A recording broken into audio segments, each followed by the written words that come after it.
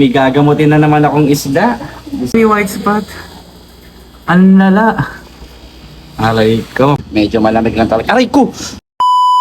So good day mga mosing. So ayun, kakagising ko lang. No? And syempre, di ako nakapag-vlog kahapon. Ngayon pa lang ako papasok dito sa aking isdaan. So anong oras na nga pala? Is mag-11 na. So mag-alas 11 na guys, wala ako maghapon So ngayon pala ako papasok dito sa ating isdaan. So check natin, kinakabahan ako, baka mamaya may alam nyo na. So let's go. Aking biyakbay na barracks. Kinakabahan ako, baka may malukot na naman. So umpisa muna natin dito sa ating mga 15 gallon. So ito yung aking SRD Malaw. So as of now, goods naman siya. Medyo malamig lang talaga. Aray ko! Malamig ng tubig, aray ko! 2 days na kasi silang hindi kumakain kaya ganyan ka-aggressive. At syempre itong aking DKCC, as of now malamig talaga tubig, goods na goods sila.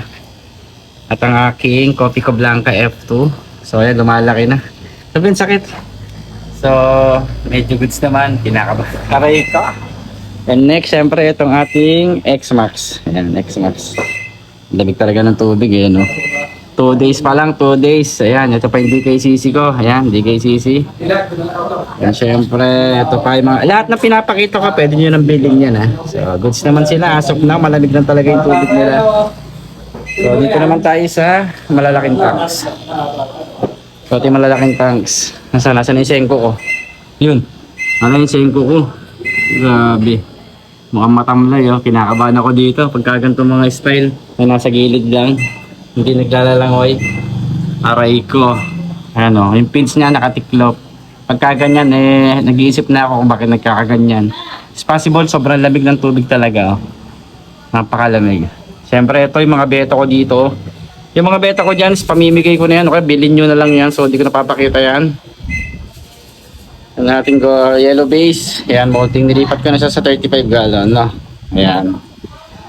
Ay nako, talagang kinakabahan ako pagka mag-up-update ako ng isda Baka mamaya may nakalutang na naman. So ito na si Tresero. Ayan si Tresero guys. As of now, molting pa rin siya. Hindi natatapos yung molting niya. Ito, siyempre yung dalawa nilipat ko nga pala yan isang araw. Ito yung trundle ko na hindi ko makain ng isda. Ng pellet. Gusto ay live foods. Siyempre yung sisi ko, ayan. And si Rhino, nilipat ko si Rhino sa 35 gallon dahil drop ko. Kaya tignan nyo na naman.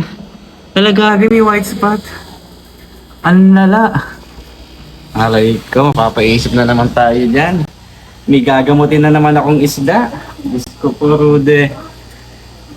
Rhino. Diyos ko, sabi ko lang, kakasabi ko lang may white spot sa Rhino. Kitang-kita nyo naman. Aray ko, aray ko. Ito ko nagpapakain pa 2 days na Ayan, so goods naman ito. Wala naman sakit. And syempre, yung mga female ko na nakatago dyan. At syempre, ito pang female ko. Ayan, nilipat ko na rin pala yan isang araw. At si Edito, ayan. At syempre, yung mga binibenta natin, ito Yan, sa mga gustong i-avail to, PM nyo lang ako 2K each. Ayan, maganda na yan, ha? So, ayan pa si Snowy. At syempre, yung mga growths lang natin, guys, ayan. So, yan is plano kong ilipat dito. Yan, so... Plano kong i-reset to, plano ko ibaba tong mga tanks na malalaki at ipapalit ko yung Growths tank para tututukan ko sila dito. So, ayun lang sa mga gusto, bala ko siyang ibenta. Bala ko ibenta tong malalaki kong tanks kasi bala ko mag-reset, lahat na lang is 20 gallon. And so yun nga may gagamutin na naman tayo, Rhino. May gagamutin tayo si Rhino, may white spot. So, ayun, hanggang dito na lang. At sa mga susunod na araw, magbablog ulit tayo, magbo-voice over ulit tayo. Papakita ko sa inyo yung magre-reset tayo ng mga tanks. So hanggang dito na lang. Peace out!